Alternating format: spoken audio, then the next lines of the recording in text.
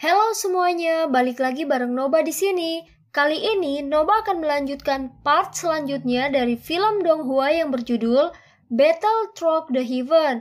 Noba mengingatkan sekali lagi ya bahwa konten ini full spoiler.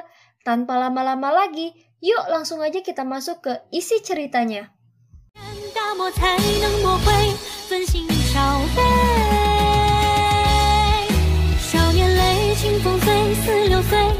Melanjutkan dari cerita sebelumnya. Dalam waktu setengah hari Shoyan telah sampai ke pegunungan Pavilium Bintang Jatuh. Meskipun ukuran tempat ini tidak dapat dibandingkan dengan tempat seperti Alamgu, itu masih bisa dianggap mirip dengan kota yang bisa menampung lebih dari 100.000 orang. Terlihat murid-murid Pavilium Bintang Jatuh yang sedang berlatih dengan tertib di alun-alun yang luas. Alam bintang saat ini tidak diragukan lagi memiliki tampilan baru jika dibandingkan dengan masa lalu. Banyak aliran manusia berjalan di sepanjang mereka seperti semut, menyebabkannya tampak sangat hidup. Selain itu banyak aura yang lebih kuat secara samar-samar dipancarkan dari pegunungan di tengah alam bintang. Sosok Shoyan tiba-tiba melintas dan muncul di alam bintang ini. Itu disertai dengan momentum yang sangat liar saat terbang dari jauh. Beberapa teriakan marah tiba-tiba bergema di langit alam bintang ketika Shoyan melesat. Siapa yang berani menyebabkan masalah di alam bintang? Ucap para tetua Pavilium Bintang Jatuh. Ruang di langit dengan cepat ramai setelah 10 teriakan marah terdengar. Sementara semua orang mengira sosok itu akan berhenti, mereka tercengang melihatnya tidak berhenti dan malah kecepatannya meningkat. Akhirnya sosok Shoyan muncul di depan banyak tatapan. Hahaha, ini baru setengah tahun sejak aku pergi, tapi pertahanannya masih seketat ini, ucap Shoyan. Siapa kamu? Ucap para tetua. Aktivitas di langit menarik perhatian para murid Pavilium Bintang Jatuh yang berlatih di tanah. Banyak tatapan tercengang menatap Shoyan di langit. Itu adalah pertama kalinya mereka menyaksikan 10 tetua tamu tidak mendapatkan keuntungan meskipun telah menyerang pada saat yang sama. Shoyan tersenyum pahit dan tidak berdaya ketika dia melihat mata dari para sesepuh itu. Dia baru pergi selama setengah tahun, namun hampir tidak ada yang mengenalinya. Dia sebenarnya adalah kepala Pavilium Junior dari Pavilium Bintang Jatuh kita. Ucap para murid Pavilium Bintang Jatuh. Hehehe, kepala Pavilium Junior benar-benar tampan. Ucap para murid wanita. Berhentilah menjadi anak yang tergila-gila. Bagaimana bisa seseorang seperti kepala Pavilium Junior menyukai kita? Ucap dari murid wanita lainnya. Saya mendengar bahwa kepala Pavilium Junior adalah juara pengumpulan pil. Dia juga seorang elit Douzun. Saya bergabung dengan Pavilium Bintang Jatuh karena dia. Tidak disangka akhirnya saya melihat orang legendaris ini hari ini. Hahaha, ucap murid wanita Pavilium Bintang Jatuh. Sementara banyak percakapan panas bermunculan di bawah, seorang tetua yang tampaknya adalah pemimpin kelompok tetua tamu buru-buru maju dan menyapa Shoyan. Meskipun dia lebih tua dari Shoyan, orang yang lebih kuat adalah tuannya. Saat ini pencapaian Shoyan dalam setiap aspek jauh dari apa yang bisa dibandingkan dengan tetua tamu. Oleh karena itu nada mereka secara alami sangat sopan. Shoyan samar-samar tersenyum. Setelah itu matanya menyapu sekelilingnya sebelum kekaguman muncul di dalamnya. Pavilium Bintang Jatuh telah mengalami perubahan drastis selama setengah tahun yang singkat ini. Dengan sejumlah besar ahli yang menjaganya, kemungkinan bahkan klan Hun tidak akan berani menyerang dengan mudah. Dari aura yang bisa dia rasakan di permukaan, kekuatan Pavilium Bintang Jatuh saat ini tidak lebih lemah dari sekte langit yang mendalam atau sekte bunga. Selain itu, Pavilium Bintang Jatuh bahkan mungkin telah melampaui mereka. Ruang di belakang Shoyan berfluktuasi sementara matanya menyapu sekelilingnya. Sosok tua perlahan muncul. Hahaha, kamu akhirnya kembali, ucap Yalau. Shoyan buru-buru membungkuk dan dengan hormat menyapa Yalau. Tetua tamu di samping juga dengan hormat menyapa Yalau ketika dia muncul. Yalau jarang mengungkapkan dirinya. Yalau adalah eksistensi misterius di mata para tetua tamu ini. Tidak terduga bahwa dia secara pribadi akan datang dan menemui kepala Pavilion Junior ini saat dia muncul. Yalo tersenyum dan menggelengkan kepalanya. Dia melambaikan tangannya pada tetua tamu. Setelah itu dia mengalihkan matanya ke Xiaoyan dan beberapa kepuasan muncul di dalam hatinya. Dia berkata, "Tidak buruk, anak kecil. Dalam waktu setengah tahun, kamu telah maju ke Douzun bintang 8 dari Douzun bintang 5. Sepertinya kamu menemui banyak manfaat dari perjalanan ini," ucap Yalo. Xiaoyan tersenyum. Dengan kekuatan Yalo, dia secara alami dapat melihat perubahan Xiaoyan. "Ayo pergi, kita turun dulu. Aku sudah lama menunggumu kembali," ucap Yalo. Xiaoyan mengamati sekelilingnya sebelum dia mengerutkan kening. Dia dengan lembut bertanya, "Guru, apakah dokter peri kecil dan yang lainnya belum kembali?" tanya Xiaoyan. "Mereka telah kembali, tetapi mereka pergi lagi," ucap Yalo. "Di mana mereka?" tanya Xiaoyan. "Tidak lama setelah kamu memasuki makam surgawi, kami telah menerima berita. Oleh karena itu saya meminta dokter peri kecil dan yang lainnya untuk segera bergegas ke Kekaisaran Jiama," ucap Yalo. "Kekaisaran Jiama? Sesuatu terjadi pada aliansian? Apa yang terjadi, Guru?" tanya Xiaoyan. Awalnya benua barat laut tidak dalam kekacauan. Tetapi setahun yang lalu sebuah faksi yang dikenal sebagai Sekte Singa Mendalam tiba-tiba mulai terlibat dalam perang skala besar. Dalam waktu kurang dari setengah tahun, hampir setengah dari benua barat laut berakhir di bawah kendali Sekte Singa yang Mendalam, ucap Yalo. "Sekte Singa yang Mendalam? Apakah mereka sangat kuat?" tanya Xiaoyan. Meskipun Sekte Singa Mendalam berada di peringkat 10 besar di benua barat laut, itu tidak bisa diremehkan. Apalagi kali ini kekuatan mereka tiba-tiba melonjak. Selain itu mereka mendapatkan banyak ahli misterius yang kuat, ucap Yalo. "Apakah ada faksi misterius lain yang mengganggu di benua wilayah barat laut?" tanya Xiaoyan. Xiaoyan mengerutkan kening. Faksi-faksi di dataran tengah sangat kuat, tetapi mereka pada akhirnya memandang rendah benua lain yang bukan bagian dari dataran tengah. Oleh karena itu jarang ada faksi yang ikut campur dalam urusan daerah lain. Lagi pula daerah-daerah ini sangat kacau. Bahkan jika mereka dapat secara diam-diam mengendalikan daerah itu tidak akan menguntungkan mereka. "Apakah ini ulah Hall of Soul?" tanya Xiaoyan. "Itu benar. Berdasarkan situasi yang ditransmisikan kembali, memang banyak ahli Hall of Soul muncul dengan Sekte Singa yang Mendalam," ucap Yalo. "Apakah Hall of Soul tidak memiliki hal yang lebih baik untuk dilakukan selain menuju ke wilayah barat laut benua dan memicu perang besar seperti itu?" ucap Xiaoyan. Tujuan Hall of Soul jelas mengumpulkan jiwa dengan peperangan di sana. Bagaimanapun faksi-faksi di dataran tengah saling terkait dan rumit. Bahkan Hall of Soul tidak akan berani memulai perang besar dengan mudah. Tetapi situasinya berbeda di benua barat laut. Mengingat kekuatan Hall of Soul itu cukup dominan untuk mengobarkan perang sepihak. Yang perlu mereka lakukan hanyalah muncul setelah pertempuran dan mengumpulkan jiwa yang tak terhitung banyaknya, ucap Yalo. Mengapa mereka ambisi menggunakan metode seperti itu untuk mengumpulkan tubuh spiritual? Di masa lalu Hall of Soul hanya diam-diam mengumpulkan jiwa. Mereka belum pernah memulai perang besar sebelumnya, ucap Xiaoyan. Aula jiwa pasti memiliki banyak skema untuk mengumpulkan jiwa. Namun saya juga tidak yakin dengan alasannya. Saat itu mereka hanya ingin aku bergabung dengan mereka setelah menangkapku. Saya sadar bahwa mereka tertarik dengan keterampilan alkemis saya. Kekuatan yang luar biasa dan misterius dari kepala balai jiwa membutuhkan pil obat tingkat 9. Namun tidak mudah untuk memperbaiki pil obat seperti itu, ucap Yalo. Hati Xiaoyan menjadi sedikit berat untuk beberapa alasan setelah mendengar Yalo. Meskipun dia tidak mengetahui apa yang direncanakan Hall of Soul, dia yakin bahwa mereka pasti sedang mempersiapkan skema yang hebat. Kalau tidak, bagaimana mereka mengumpulkan begitu banyak jiwa? Selain itu mereka jelas meningkatkan tingkat pengumpulan mereka. Mungkinkah mereka tidak bisa bertahan lebih lama lagi? Klan Hun, apa sebenarnya yang kamu rencanakan? Gumam Xiaoyan.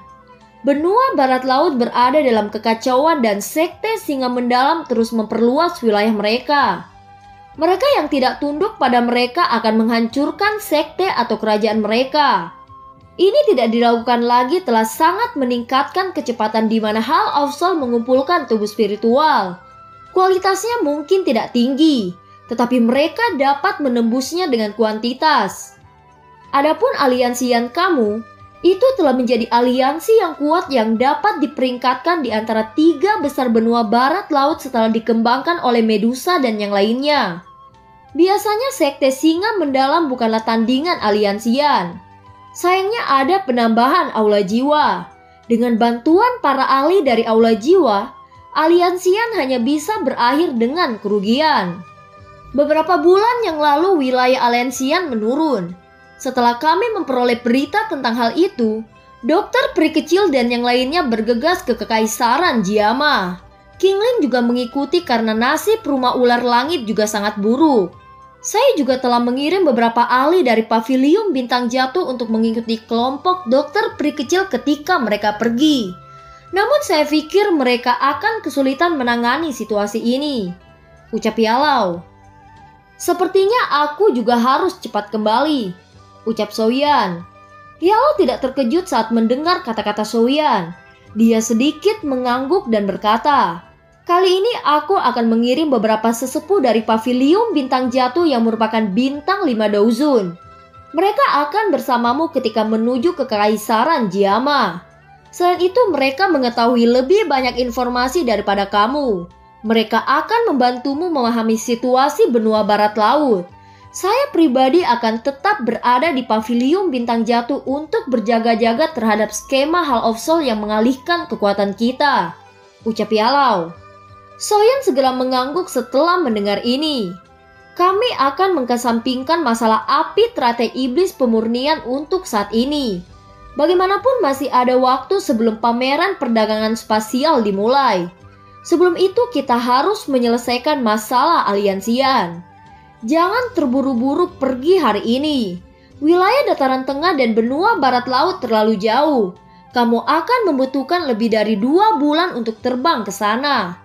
Oleh karena itu kita harus membangun lubang cacing, ucap Yalau. Xiaoyan terkejut saat mendengar ini. Lubang cacing adalah sesuatu yang bisa dibangun oleh siapa saja yang telah mencapai kelas Daozun. Namun membangun lubang cacing panjang yang membentang dari dataran tengah ke benua barat laut bukanlah sesuatu yang bisa dicapai oleh Daozun biasa. Untungnya kekuatan Yalau saat ini berada di kelas Banseng. Seharusnya tidak terlalu sulit untuk dibangun. Aku menggunakan lubang cacing sementara untuk mengirim kelompok dokter peri kecil pergi. Sejak itu saya telah menyiapkan lubang cacing yang stabil. Setelah berhasil dibangun, itu akan menjadi jalur yang menghubungkan Paviliun Bintang Jatuh ke benua barat laut. Setelah kamu mengambil alih Paviliun Bintang Jatuh di masa depan, Paviliun Bintang Jatuh dan aliansian akan bergabung, ucap Yalau tertawa. Xiaoyan mengangguk dan menghela nafas lega. Jika mereka benar-benar bisa membangun lubang cacing yang terhubung ke benua barat laut, itu pasti akan menghemat banyak waktu baginya. Istirahatlah untuk hari ini. Kamu sudah lelah selama periode waktu ini, ucap Yalau. Xiaoyan tidak menolak tawaran itu. Dia mengangguk sebelum tiba-tiba teringat sesuatu. Setelah itu dia mengambil token giok zamrud yang diberikan Yao Xingji dan menyerahkannya kepada Yalau. Guru, ini adalah undangan upacara dari klan Yao. Mereka memintaku untuk menyerahkannya kepada guru, ucap Xiaoyan. Tangan Yalau langsung gemetar saat mendengar kata-kata upacara klan Yao. Mata Yalau menatap token giok zamrud itu. Lama kemudian sebelum dia menghirup udara dalam-dalam. Tangannya gemetar saat dia perlahan menerimanya. Akhirnya dia memasukkannya ke dalam cincin penyimpanannya dan dengan lembut berkata, "Jangan khawatir tentang masalah ini. Kita harus membangun lubang cacing," ucap Yalau. Sepertinya guru tidak akan menolak undangan upacara klan ini seperti yang diklaim Yao Xingji. Aku ingin tahu apa sebenarnya upacara klan Yao ini hingga menyebabkan ekspresi guru reaksi seperti ini. Ucap dalam hati Soyan. Yala hanya tersenyum saat melihat mata Soyan yang berkedip-kedip. Tapi dia tidak menjelaskan tentang upacara klan Yao. Dia dengan lembut menepuk bahu Soyan dan tertawa. Pergi, kembali ke kamarmu dan istirahat. Aku ingin mengizinkanmu beristirahat dengan baik untuk beberapa waktu, ucap Yalau. Soyan menggelengkan kepalanya dengan tidak peduli. Dia terbiasa berlarian setelah bertahun-tahun berlatih. Seseorang pada akhirnya harus membayar untuk melindungi sesuatu. Namun hal yang menyebabkan Soyan merasa senang adalah dia sekarang tidak seperti dirinya yang dulu ketika dia membutuhkan bantuan Yalau untuk melakukan apapun sekarang. Setelah saya selesai membangun lubang cacing, kamu akan bisa melakukan perjalanan ke wilayah barat laut benua. Hahaha, sekarang aku memikirkannya. Sudah bertahun-tahun sejak kamu pergi dari Kekaisaran Jiama. Sudah waktunya untuk kembali dan melihat-lihat, ucap Yalau. Soyan diam-diam mengangguk. Hatinya juga merasakan rasa kehilangan. Tanpa disadari dia telah jauh dari Kekaisaran Jiama selama bertahun-tahun ini. Dia bertanya-tanya seberapa besar saudara laki-lakinya. Dan yang lainnya selama tahun-tahun ini terutama Medusa. Sudah berapa lama waktu berlalu? Kemungkinan anaknya sudah berusia 4 atau 5 tahun. Kalau begitu, sepertinya aku sudah menjadi seorang ayah, ucap Soyan. Perasaan khusus tanpa sadar muncul di hati Soyan ketika dia memikirkan hal ini. Seolah-olah hatinya telah matang pada saat ini. Hari-hari berikutnya setelah Soyan kembali ke pavilion bintang jatuh, dia menjadi jauh lebih santai. Dia tinggal di pavilion bintang jatuh sepanjang hari dan kadang-kadang muncul untuk memberikan nasihat kepada para murid pavilion bintang jatuh. 3 hari perlahan berlalu di tengah perasaan santai ini. Lubang cacing yang dibangun Yalau secara bertahap hampir selesai. Banyak murid pavilion bintang jatuh berkumpul di tempat latihan yang luas di alam bintang. Mereka melakukan latihan dan sparring yang harus mereka lakukan setiap hari. Namun sebagian besar mata di tempat latihan berkumpul di tengah tempat latihan. Seorang pria muda berjubah hitam menunjukkan kekurangan beberapa murid ketika mereka melepaskan keterampilan do mereka. Penampilannya yang tertawa dan santai samar-samar memberinya tampilan seperti Grandmaster. Banyak murid pavilion bintang jatuh merasa iri di hati mereka ketika mereka menyaksikannya. Seorang wanita muda yang mengenakan pakaian ketat yang berkumpul di salah satu sudut tempat latihan mereka sedang tertawa bersama. Tawa mereka yang indah seperti lonceng menyebabkan hati beberapa pria di sekitarnya bergetar. Ada seorang wanita berpakaian merah pucat berdiri di tengah-tengah kelompok wanita muda ini. Pinggangnya yang halus dan kakinya yang lembut tidak diragukan lagi membuatnya menjadi eksistensi yang paling menarik perhatian di dalam tempat latihan. Namun mata wanita muda berpakaian merah ini mengamati pria muda berpakaian hitam yang tersenyum di kejauhan. Hehehe, kakak perempuan kecil Yokuan akhirnya tertarik pada seseorang, ucap seorang wanita di sampingnya. Mendengar ini, wajah wanita muda bernama Yokuan itu memerah saat dia membela diri. Omong kosong apa yang kamu katakan? Ucap Yokuan. Hahaha, adik perempuan senior Yokuan, kamu adalah orang dengan bakat paling menonjol di antara generasi muda pavilion bintang jatuh ini. Bahkan kepala pavilion terganggu selama tes saat itu. Oleh karena itu kamu tidak perlu merasa rendah diri meskipun status unik dari kepala pavilion junior, ucap seorang wanita lainnya. Omong kosong apa kalian ini? Bakat kecilku ini tidak ada artinya di mata kepala pavilion junior, ucap Yokuan. Mengapa adik perempuan senior tidak meminta saran dari kepala pavilion junior? Kamu akan memiliki kesempatan jika kamu melakukan kontak dengannya. Kalau tidak, ini mungkin tidak akan ada harapan lagi, ucap seorang wanita di sampingnya. Bukankah ini sangat tidak cocok? Apa yang harus kita lakukan jika kita akhirnya mengganggu kepala pavilion muda? Ucap Yokuan. Tidak apa-apa. Kakak perempuan senior adalah seseorang yang perlu dirawat di pavilion bintang jatuh kita. Kepala Pavilion Junior pasti tidak akan merasa terganggu demi memperkuat Pavilion Bintang Jatuh, ucap teman di sampingnya. Ini, berhenti mendorong. Aku akan pergi sendiri, ucap Hyokwon. Soyeon mengamati wajah merah dari wanita muda yang berpakaian merah yang berdiri di tempat latihan di depannya. Dia tersenyum dan bertanya, "Kamu dipanggil Hyokwon kan? Saya mendengar guru menyebutkanmu," ucap Soyeon. Mata Soyeon mengamati wanita muda di depannya ini saat dia berbicara. Meskipun wanita muda ini tampak sedikit muda, dia tidak diragukan lagi kecantikan yang sempurna. Begitu dia dewasa, dia pasti akan menjadi penyihir kecil yang akan menyebabkan banyak pria mempertaruhkan diri untuknya. Seorang wanita muda yang bahkan belum berusia 17 tahun ini telah melangkah ke kelas Dohwang. Bahkan di dalam dataran tengah pencapaian seperti itu pada usia ini sangatlah luar biasa. Jika dia diberi waktu yang cukup, prestasinya akan menakutkan. Tidak heran guru telah mengingatkan saya berkali-kali, Hyokwon ini akan menjadi junior kecilku, ucap dalam hati Soyeon. Hyokwon segera mengangguk ketika dia mengetahui bahwa Soyeon mengetahui namanya. Wajahnya yang tipis dan halus ditutupi dengan kegembiraan. "Kepala Pavilion Junior, bolehkah saya meluangkan waktu Anda untuk memberi saya beberapa saran?" ucap Hyokwon. Soyeon tersenyum dan dengan lembut menjawab, "Latih keterampilanmu di depanku," ucap Soyeon. Hati kecil Hyokwon diam-diam berdebar saat dia merasakan kelembutan Soyeon. Dia buru-buru menunjukkan skill do telapak tangan yang baru saja dia latih. Soyeon di sampingnya berdiri dengan tangan di belakangnya.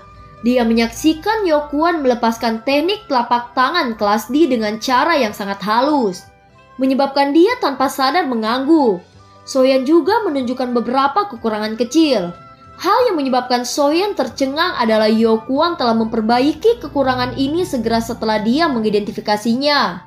Kecepatan pemahamannya menyebabkan dia tanpa sadar menggelengkan kepalanya dan menghela nafas. Wanita ini benar-benar berbakat dan cerdas. Jika dia dirawat dengan baik, dia bisa menjadi ahli top di dataran tengah di masa depan. Beberapa keringat muncul di dahi Hyokwon setelah menyelesaikan teknik telapak tangannya. Tetapi matanya dipenuhi dengan kegembiraan. Dia diam-diam melirik Soyeon saat dia dengan ragu bertanya, "Kepala Pavilion Junior, bagaimana kinerja Hyokwon?" ucap Hyokwon. Bagus sekali," ucap Soyeon. Soyeon tersenyum dan mengangguk. Dia ragu-ragu sejenak setelah melihat kecemerlang di wajah kecil Hyokwon. Akhirnya dia berkata lagi, "Ada sesuatu. Aku ingin tahu apakah kamu tertarik," ucap Soyeon. "Apa itu?" tanya Hyokwon. "Jadilah muridku," ucap Soyeon. Soyeon merasa agak konyol di hatinya ketika dia mengucapkan kata-kata ini. Tidak terduga bahwa akan ada saat ketika dia mengucapkan kata-kata ini. Tetapi ini bukan niatnya. Ialah menghargai bakat Hyokwon, tetapi dia tidak ingin menerima murid lain. Oleh karena itu, dia telah memberi Soyeon tugas ini. Menjadi guru Soyeon tidak biasa baginya untuk mengajar murid manapun yang diterima Soyeon. Hyokwon langsung terkejut saat mendengar kata-kata Soyeon. Dia menundukkan kepalanya dan tidak berbicara. Soyeon menjadi malu saat melihat reaksi Hyokwon. Tidak disangka dia menerima perlakuan seperti itu saat pertama kali dia mengucapkan kata-kata ini. "Kepala Pavilion Junior, bisakah aku menjadi murid saja?" ucap Hyokwon. Kata-kata Hyokwon menyebabkan Soyeon batuk. Hidup ini benar-benar terlalu menyedihkan. Dengan statusnya saat ini, banyak orang akan bergegas jika dia benar-benar ingin menerima seorang murid. Namun wanita muda di depannya ini penuh dengan persyaratan. "Baiklah, terserah kamu," ucap Soyeon. Senyum gembira segera muncul di wajah kecil Hyokwon ketika dia mendengar ini. Begitu dia menjadi cukup kuat di masa depan, ini tidak akan memiliki efek yang mengikat. Etika apapun tidak akan menjadi masalah. Dan film pun berakhir. Terima kasih udah dengerin Nobas sampai akhir ya. Sampai jumpa.